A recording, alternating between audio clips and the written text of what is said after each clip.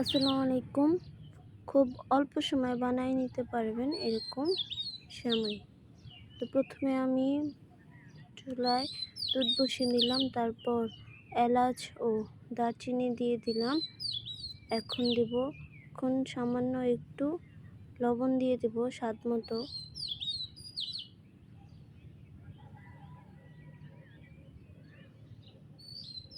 দুধটাকে ভালোভাবে জাল করতে হবে, নাহলে সেমাইটা মজা হবে না। একটু চামচ দিয়ে ভালোভাবে নেড়ে নিতে হবে দুধটাকে। যত নাড়বেন তত দুধটা তত ঘন হবে।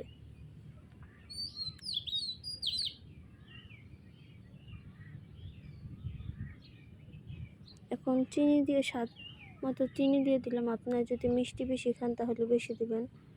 আমরা আবার অত মিষ্টি খাই না, আমি আমার পরিমাণ মতো দিয়েছি। এখন চিনিটা গলার জন্য একটা চামচ দিয়ে ভালোভাবে নেড়ে নিতে হবে।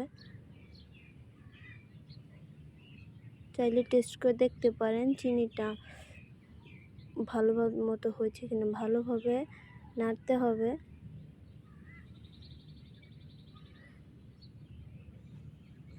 দুধটা বলক আসার আগ পর্যন্ত অপেক্ষা করতে হবে।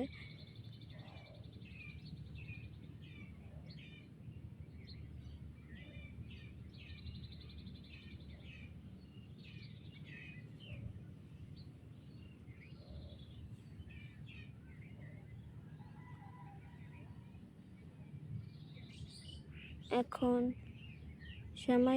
সেমাই দিয়ে দিতে হবে। গরম গরম থাকতে সেমাই দিতে হবে, নাহলে পর ঠান্ডা হয়ে গেলে সেমাইটা ভালোভাবে দুধের সাথে মিশবে না।